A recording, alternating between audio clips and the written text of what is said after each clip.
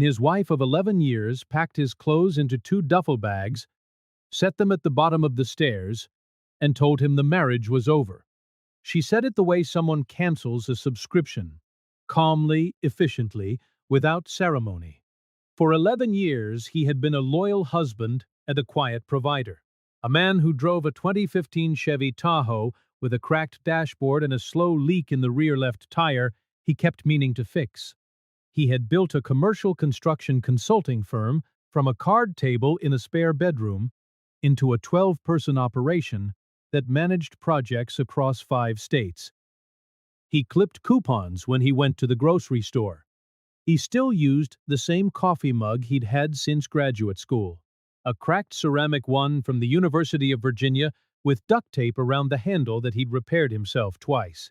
Simone called him the help to her friends at dinner parties, and she smiled when she said it, and everyone laughed. And she never once apologized.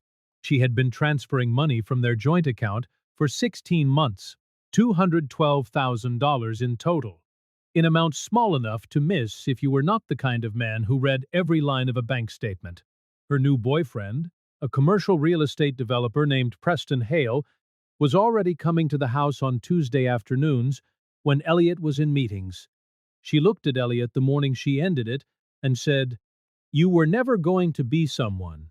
She had no idea that 3 days earlier, Elliot had quietly closed a $33 million infrastructure consulting deal.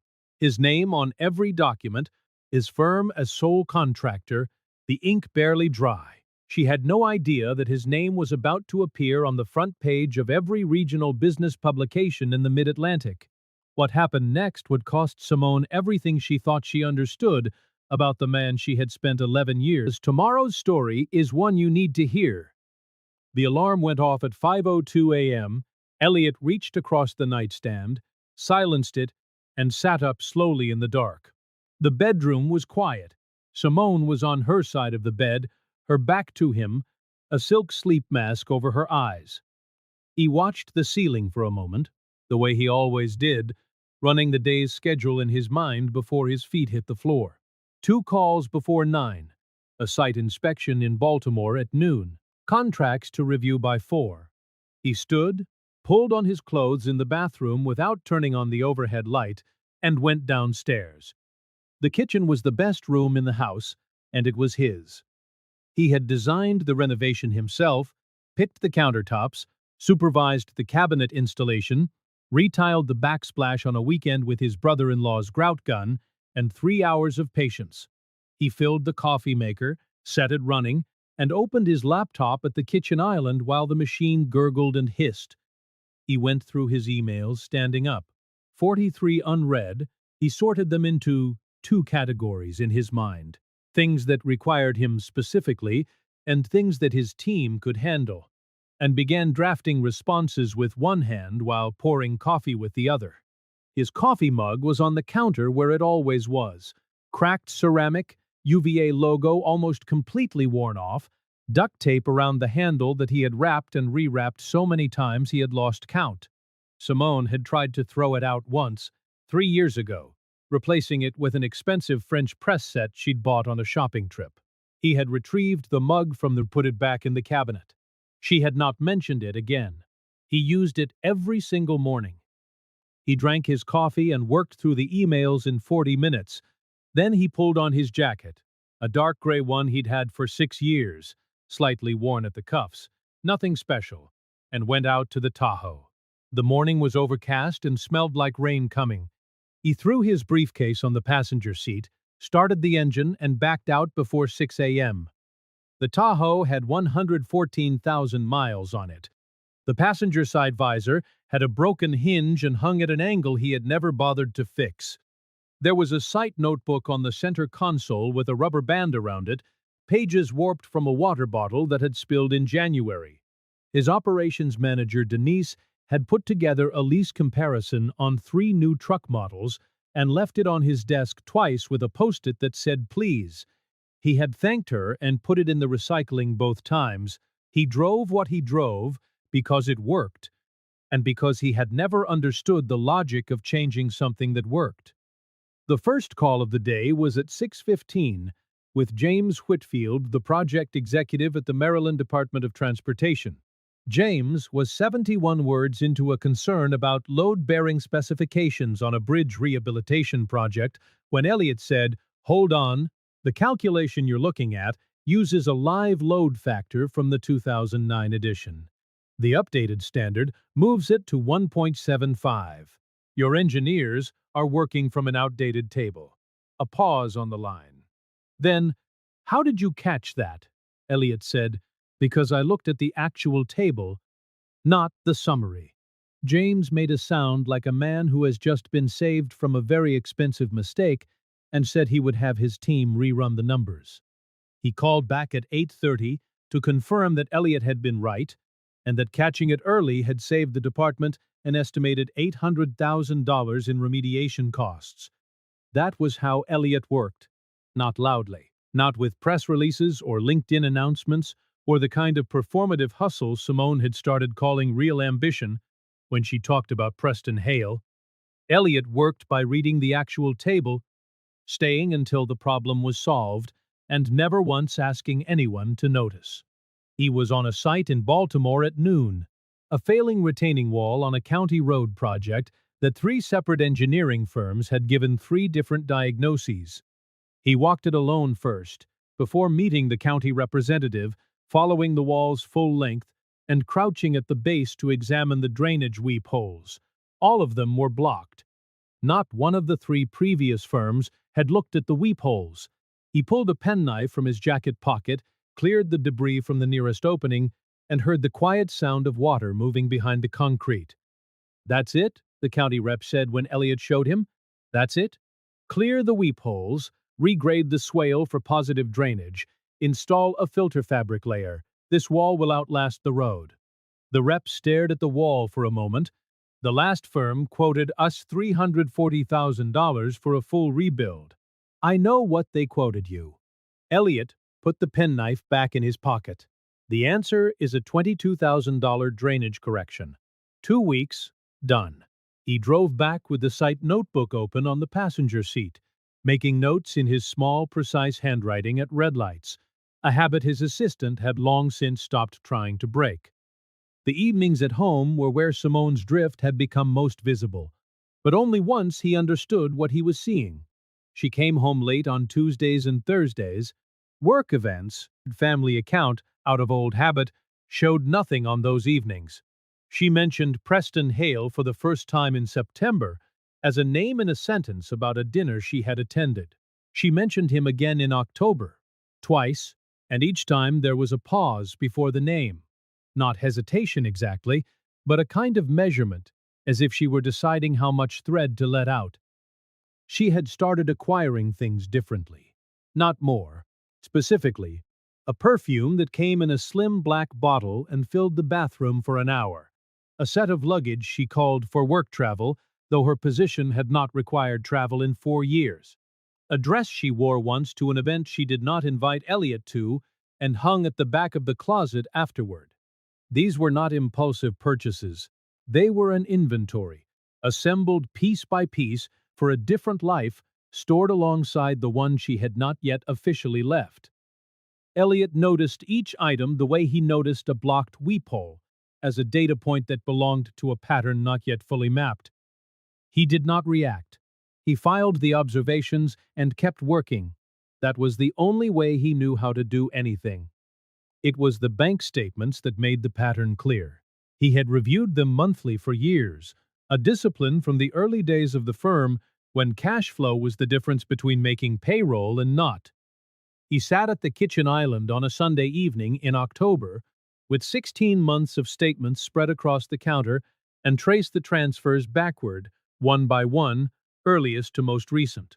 The amounts varied: $4,200 in March, $8,500 in June, $14,000 in August. During the week, Elliott had been managing a crisis in Delaware and sleeping 4 hours a night.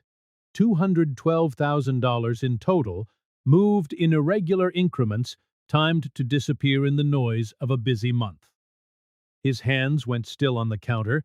The coffee in the mug beside him had gone cold.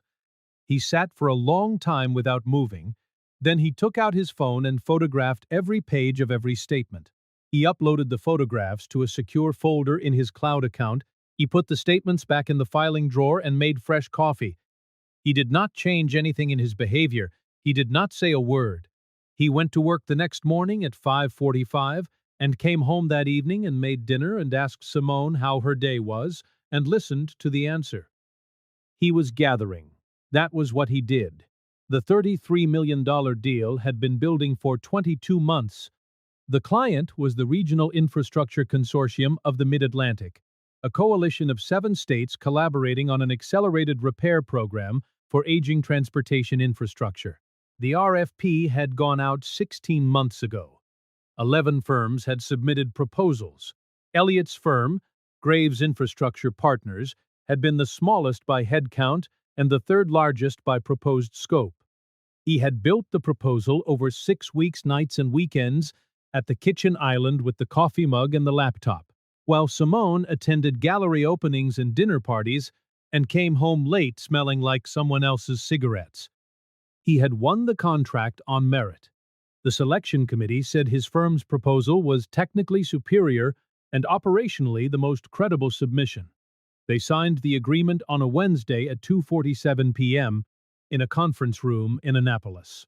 Elliott took his team out to a steakhouse that evening, ordered the second cheapest bottle of wine on the list, and drove home in the Tahoe with the slow tire. He did not tell Simone, not because he was hiding it, because she had not asked how his day was in 4 months, and he had stopped offering. She threw him out on Saturday morning.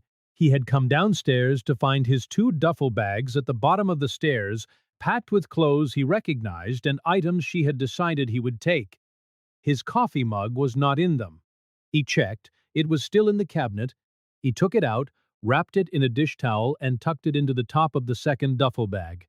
Simone was in the living room in a cashmere robe, holding a coffee cup that cost more than 3 of his. She looked at him with the composure of someone who had rehearsed this moment. "I want you out today." "Simone, I've already called a lawyer. You can have a weekend bag for now. The rest we'll handle through attorneys." He looked at her for a long moment. The living room behind her was full of things she had chosen.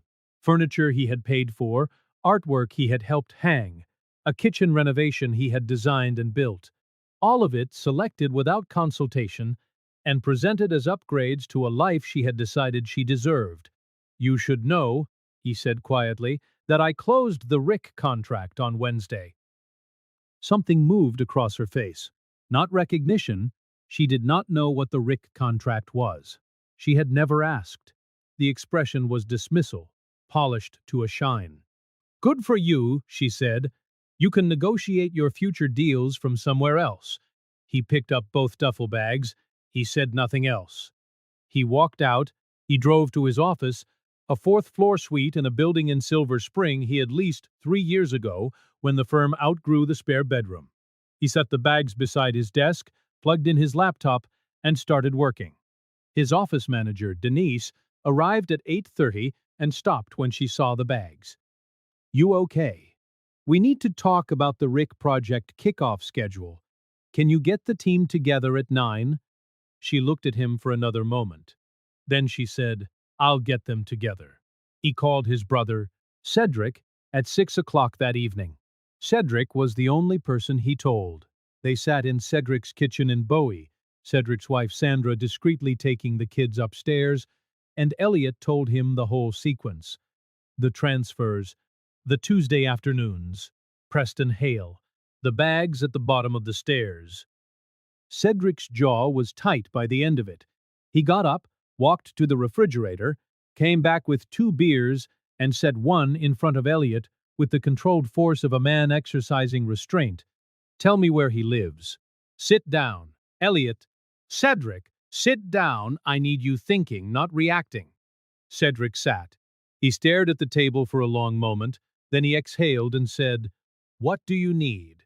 "An attorney. The best one you know." Cedric made a call that night. By Monday morning, Elliott had an appointment with Vivian Cross. Vivian Cross ran a boutique family law and asset protection firm in Bethesda. Her office was on the third floor of a brownstone on Wisconsin Avenue, walls lined with degrees from Spelman and Georgetown law, and a reputation in the Maryland family court system that opposing counsel tended to mention before she even entered a room. When Elliot sat across from her desk on Monday morning and opened his briefcase, organized, tabbed every document in sequence, she put on reading glasses and did not look up for 14 minutes. When she did, she said, "You have 16 months of documented dissipation, an identifiable third party, and a business asset of significant value acquired during the marriage. Walk me through the Rick contract." He walked her through it. She listened without interrupting. "The contract is marital property," she said. "But compensation structure matters. How is the firm paid?" "Milestone payments over 36 months. First payment triggers at project kickoff, which is 6 weeks out. And the firm's valuation? We had it done 14 months ago for a separate financing application. $4.1 million at the time. It would be higher now." Vivian made a note. "Is your firm incorporated?" "S Corp, organized in Virginia." "Good. And the $212,000 in transfers, do you have the account records?" He produced them from the second tab in his folder. Every statement, every transfer, every date. She reviewed them with the expression of someone examining blueprints, professionally, without sentiment. "I need you to not move any money and not change any accounts until I tell you to," she said. "I also need you to make a list of every asset either of you holds, in any name, in any state, everything." "I already made it." He slid a 3-page document across the desk. She looked at him over her glasses. "You prepared this before today?" "Friday night." She almost smiled. "Not quite. Mr. Graves, I'll be honest. Most of my clients take 3 weeks to pull together what you have in this folder. You've given me everything I need to file by the end of the week." He said, "Then let's file." While Vivian built the case, Elliot kept working. The Rick project kickoff was 6 weeks out, and there was a pre-construction survey to complete, subcontractor agreements to finalize, and a preliminary schedule to submit to the consortium by the end of the month. He went to the office early and stayed late. He drove to sites in 3 states in 8 days. He reviewed structural drawings in his car in parking lots while eating lunch he had packed himself. His team saw nothing different in him. He did not talk about his marriage. He did not talk about Simone.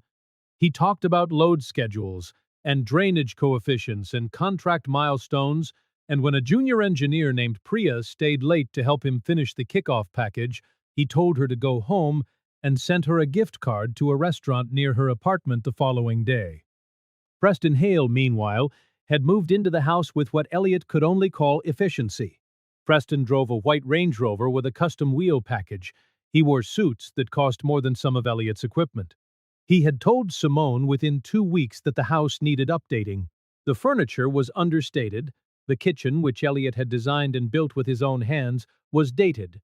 Simone had nodded. She had told her friends that she was finally living. She had not yet told them about the forensic accounting report, or the lis pendens, or the fact that Vivian Cross had filed in Maryland Family Court 8 days after. Simone's attorney had sent over the initial divorce petition. Paul Herring, Simone's attorney, had not anticipated the scope of what he was receiving. The counter-filing was 47 pages. It included the forensic accounting summary, the bank records, the investigator's timeline, the Rick contract award documentation, the updated firm valuation, and a separate exhibit documenting the West Virginia property purchase.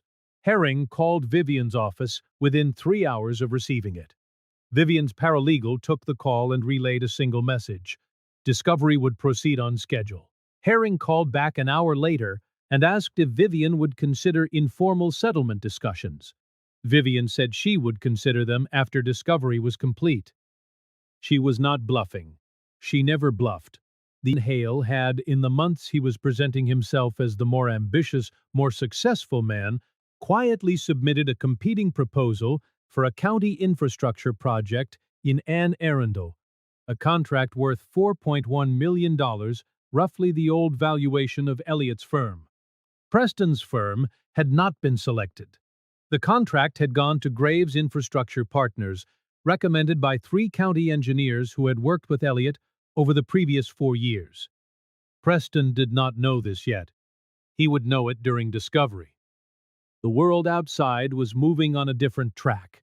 The Regional Infrastructure Consortium issued a press release on Tuesday announcing the contract award.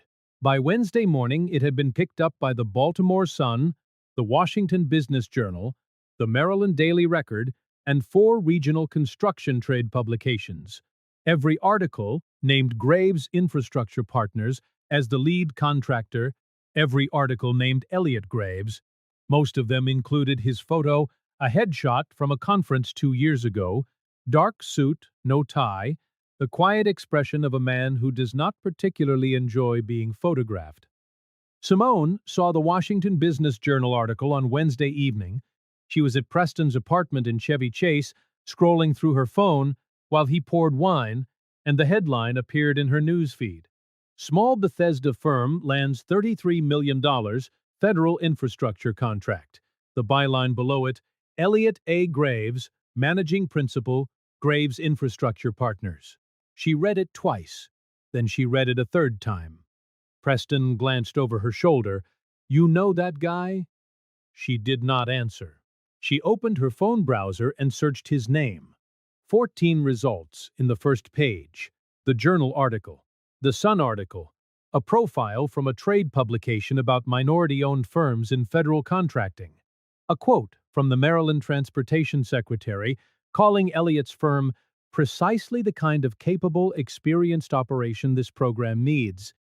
A LinkedIn post from one of his team members, honored to be part of the Graves IP family on the big colleagues across the industry, names she did not recognize, calling him exceptional, credible, the right choice. She put her phone face down on the coffee table. The wine Preston had poured sat untouched. She had called him the help at dinner parties. She had looked at his Chevy Tahoe and his worn jacket and his duct-taped coffee mug and assembled a picture from those pieces, a picture of a man who was grinding without destination, competent perhaps, but not exceptional, not the kind of man who warranted her attention or her loyalty or her time. She had built that picture carefully and completely over 11 years, and she had never once thought to check whether it was real. She had not known about the Rick contract because she had not asked about his work in months.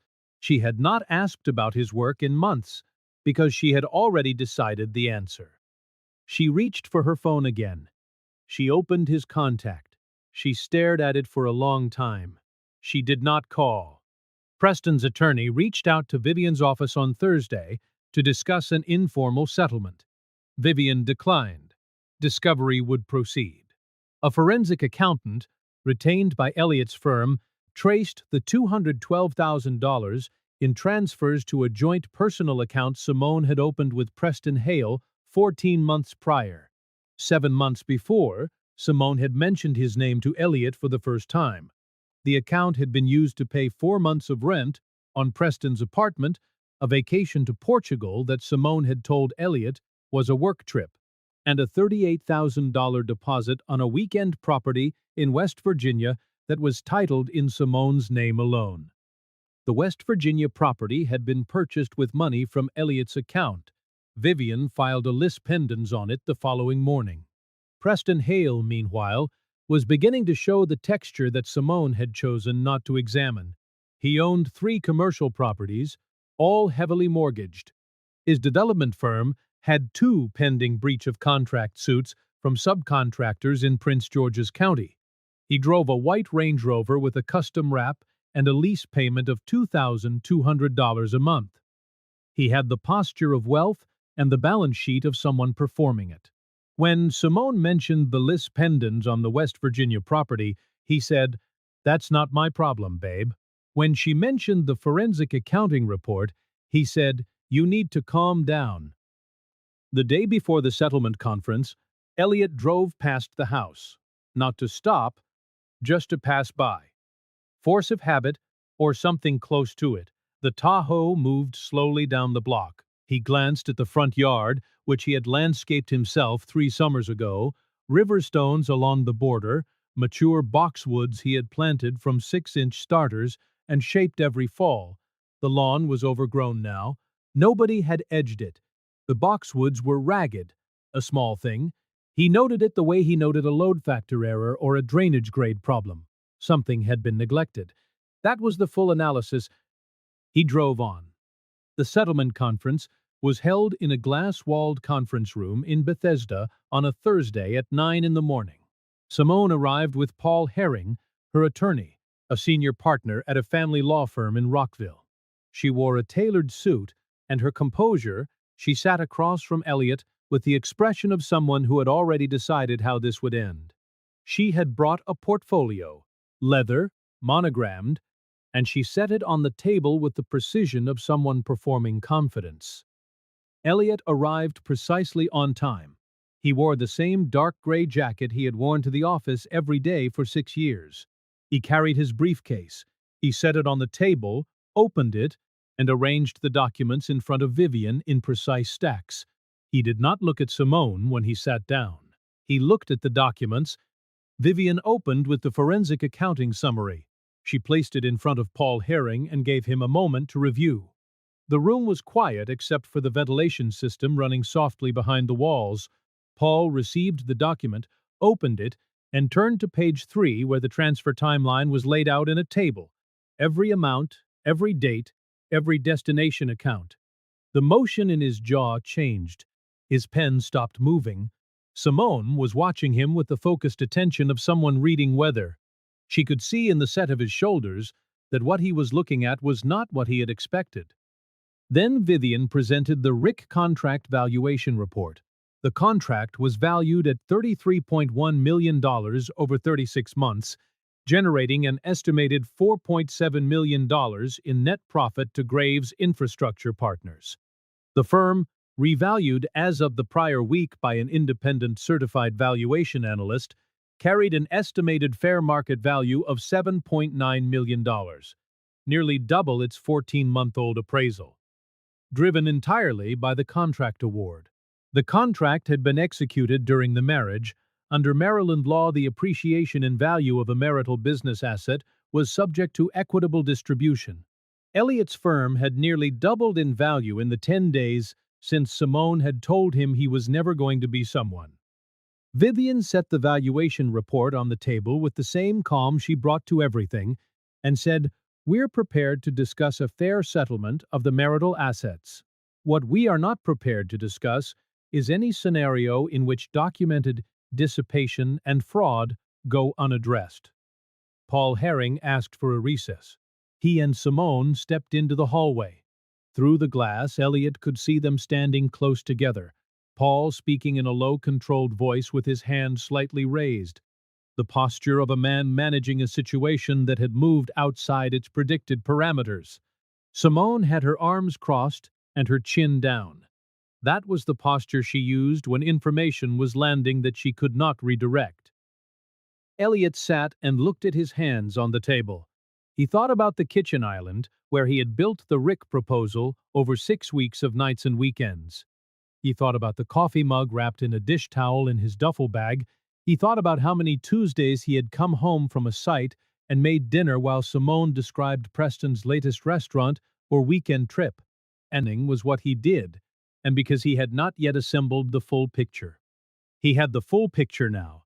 It was in 4 tabbed sections in the open briefcase in front of him. They came back. Paul Herring sat down and proposed terms. Simone would relinquish any claim to the RIC contract earnings and the firm's post-contract valuation, and dissolution of the joint accounts. The $212,000 in dissipated assets would be repaid. West Virginia property, purchased with marital funds without Elliot's knowledge, would be sold and the proceeds returned to the estate. Vivian reviewed the proposed terms, made 3 modifications in writing, and slid the document back. Paul reviewed it. Simone reviewed it. Elliot sat quietly. He did not speak during the negotiation. He had said everything he needed to say before he walked into the room. When Simone signed the final agreement, she did not look at Elliot. She signed each page with a pen she had brought from home. engraved with her initials, a detail he noticed on the paper. When she reached the last page, her pen stopped for a moment above the signature line. Then she signed. Elliot signed after her. His signature was the same one he had put on the Rick contract 11 days ago, clean, legible, unhurried. He stood, closed his briefcase, and said to Vivian, "I'll see you at the billing review Friday." He did not say anything to Simone. He put on his jacket and walked out of the conference room. In the elevator, he was alone. He pressed the lobby button and watched the floors count down and did not look at his reflection in the brushed steel doors. He thought about nothing in particular. He thought about the pre-construction survey scheduled for Monday. He thought about a drainage calculation he had meant to revisit. The elevator opened. He walked out into the morning light on Wisconsin Avenue and got into the Tahoe and drove back to the office. Preston Hale stopped returning Simone's calls 6 weeks after the settlement. The Range Rover he drove turned out to be 3 months behind on payments. She found this out through a mutual acquaintance who had seen it repossessed from outside a restaurant in Bethesda. One of the breach of contract suits against Preston's firm was settled for $610,000, which required him to liquidate his most profitable property to cover. The second suit was still pending. He had told Simone, in the weeks before he stopped calling, that she should not have let things get so public. "You handled it wrong," he said. "The optics are bad for me."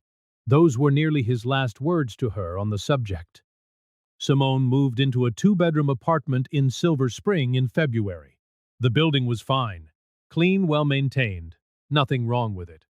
But the kitchen was small and the windows faced north, and there was no yard, and she found herself in the first weeks standing at the kitchen counter in the mornings and not knowing what to do with her hands. She had never made her own coffee. Elliot had always made it. She saw his name in print again in March, a profile in the Maryland Business Review, Mid-Atlantic Infrastructure's Quiet Force. Full page, his photo from the conference, the one she had seen the first night. The article described the Rick contract, the firm's growth, and his management philosophy. In a single sentence, he had apparently offered the reporter, "Do the work until the problem is solved. Then do the next one." The reporter had called him unexpectedly understated for someone moving this kind of money. Simone read the line twice. She thought about the duct tape on the coffee mug. She thought about all the times she had said "the help" and waited for the laugh. She closed the magazine and did not open it again. Elliot moved into a townhouse in Annapolis that spring. Walking distance from the harbor, 2 bedrooms, a small backyard with a flagstone patio. He spent 2 weekends leveling and relaying himself. He had bought the stones at a landscape supply yard, rented a plate compactor for a Saturday, and set each stone by hand with a rubber mallet and a spirit level. The patio was not perfect. One stone in the northeast corner was 2 millimeters low. He knew exactly which one it was. Nobody else would ever notice, and he did not fix it because the work was done and the work was good enough, and he had other things to build. The project manager on the RIC contract sent a bottle of bourbon to mark the first milestone payment. A 12-year single malt shipped in a wooden box with a handwritten note that said, "To Elliot Graves, who reads the actual table." He put it on the shelf above his desk and looked at it for a moment and then went back to his drawings. He hired 2 new senior engineers in April, both of them recruited from firms twice the size of his. They had heard about the Rick contract, and they had asked around about him, the way talented people do when they are deciding where to put their best work. What they heard from county engineers and project managers and DOT executives across 3 states was consistent. He was the kind of man who showed up to a site at noon with a penknife and solved a $340,000 problem in 45 seconds. The kind who caught a load factor error no one else had looked at. The kind who read the actual table. Both engineers accepted his offer without negotiating the salary. They said yes because of the work. His team stood at 16 people. He renegotiated his office lease in Silver Spring at a better rate, added a second conference room, and began preliminary conversations with the consortium about a possible second-phase extension that could run another $18 million. He drove the same Tahoe. The slow tire had been fixed in January. Finally, the cracked dashboard was still cracked. The coffee mug was on his desk at work and on his kitchen counter at home, depending on the day. The duct tape slightly newer on one side where he had rewrapped it in February.